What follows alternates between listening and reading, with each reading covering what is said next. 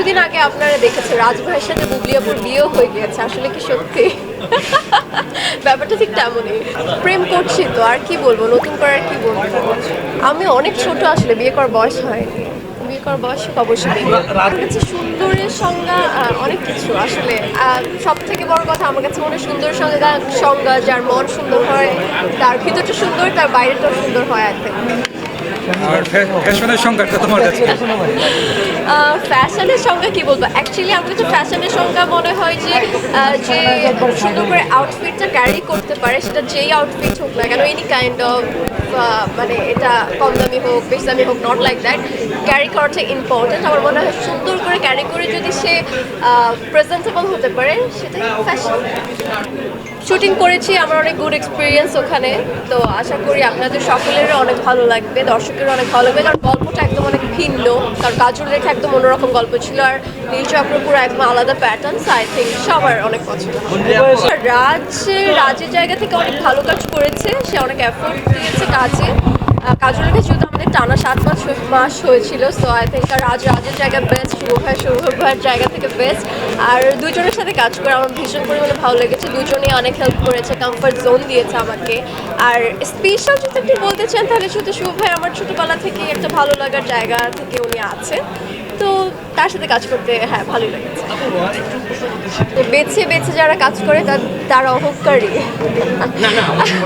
গুঞ্জন আসলে আমার সত্যি কথা বলতে আমি অনেক ভালোই লাগছে, কিন্তু সবকিছু একটা লিমিটেশন থাকা উচিত, লিমিট অনুযায়ী গুঞ্জন করা বেটার। আসলে মন্দিরা চক্রবর্তী, আমি মন্দিরার মতো দেখতে। এখন অনেক দর্শকরা আছে, এক একজনের সাথে মিলিয়ে আমাকে কমেন্টস করে, মেসেজ করে, বা অনেকে কমপ্লিমেন্ট দেয়। এটা আসলে যার একদমই ব্যক্তিগত ব্যাপার, কারা কিভাবে আমাকে কোন চোখ দিয়ে দেখছে। তো আমার নিজের কাছে পার্সোনালি মন্দিরার মতোই লাগে।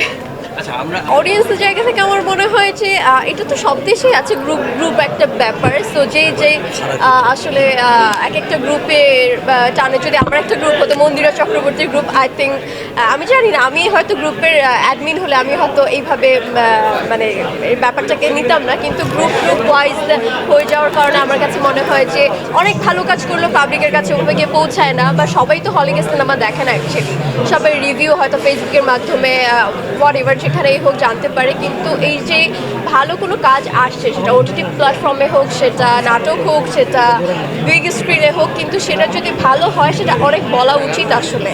এরকম দল ভাগ করে না যে আমার ভালোবাসা ওই পার্সনটা ভালো কাজ করেছে, আমি তারই সুনাম করে যাবো সারা বছর ধরে। আমার কাছে এটা খুব পছা লাগে।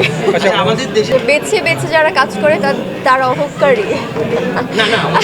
আমার দিকটা আমি বলতে পারি, আমি বেছে কাজ করতে পছন্দ করি ভীষণ পরিমাণে। আমি তো দর্শককে আমি অনেক পরিমাণে ভালোবাসি, আমাকে দর্শক যে পরিমাণে ভালোবাসা দিয়েছে, আমি আসলে তাদের কাছে চিরকৃতজ্ঞ, কারণ আমার ফার্স্ট ফিল্ম অনুযায়ী আমি এতটাও ভালোবাসা আশা করিনি, বাট অনেক অনেক অনেক পেয়েছি, এর জন্য ধন্যবাদ সকলকে। বছর আমার আরেকটা সিনেমা শুটিং স্টার্ট হবে, এটা এখনো না বলি প্লিজ। আর এখন অনেক ধামাকা আছে, বলতে পারবো না, সরি। হিরো কে হতে পারে? বাংলাদেশে কেউ হতে পারে, ইন্ডিয়ান কেউ হতে পারে, অনেক